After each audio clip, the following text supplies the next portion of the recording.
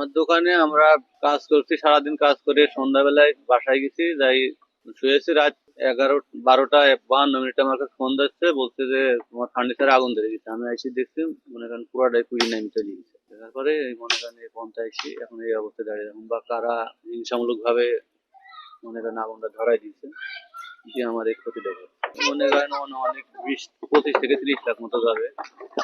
ঘরবার কাঠবার machine পত্র দিয়ে সব উপরের আল্লাহ পাক জানে কিভাবে চালাবে। এখন আমি তো কোনো মনে করেন আমার কোনো খুঁজে পাচ্ছি না যে আমি কি করবো এখন। 2017 সালে আমারও এই ধরনের একটা কারখানায় আগুন ধরাই দিয়েছিল, তাতে 19 থেকে 20 লাখ টাকা খরচ হয়েছে।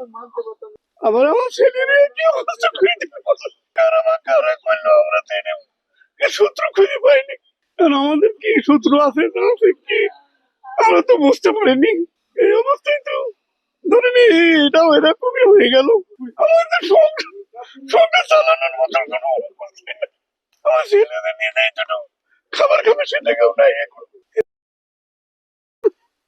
কোথায় যাই দাঁড়াবো? আমি মড়কা বাজারে দীর্ঘ 15-20 বছর যাবৎ ব্যবসা করছি। এমন বড় দুর্ঘটনা আমার এই জীবনে কিংবা মড়কা বাজারে কিংবা আনুষঙ্গিক যে অন্যান্য বাজারগুলো আছে সেখানেও পরিলক্ষিত হয়নি, এবং এমন ঘটনা কোনোদিনই ঘটে নাই।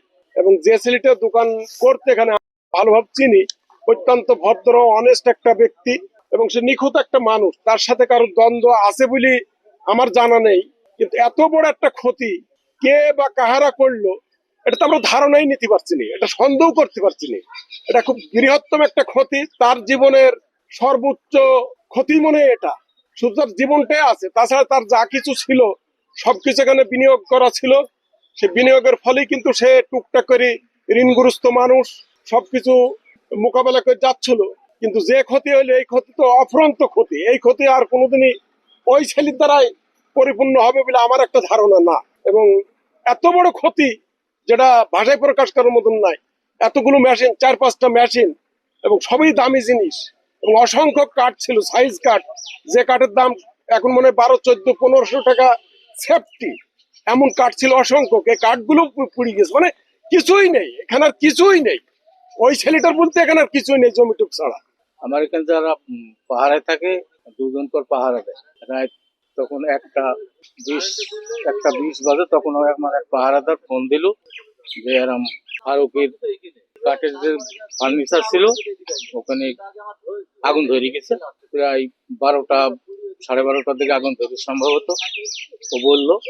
আমরা তাহলে ফায়ার সার্ভিস ফোন করে পুরো তৈরি আসছে, আগুন নিবাচ্ছে। পুরি সব শেষ হয়ে গেছে, এমন কিছু আর নাই। ফায়ার ব্রিগেড আসি ওই উপরে পানি দিয়ে নিভাচ্ছে। আমাকে বললো তুমি আসবে নাকি এখন? বললাম পুরি যখন সব কিছু আর এখন যে কি করবো, সকালে আসি। আমি রাত্রে আসিনি, আমি সকালে আসলাম, আসি দেখলাম যে এই অবস্থা। চরম একটা অন্যায় কাজ। এই ধরনের কাজ এই মানুষের করা মোটে উচিত না।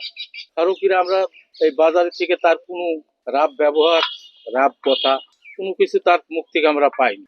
সে একটা ভালো ছেলে হিসাবে আমি জানি, কিন্তু তার এত বড় যে ক্ষতি হবে বা ক্ষতি করবে এটা আমরা কোনোদিন কোন সময় কল্পনাও করিনি।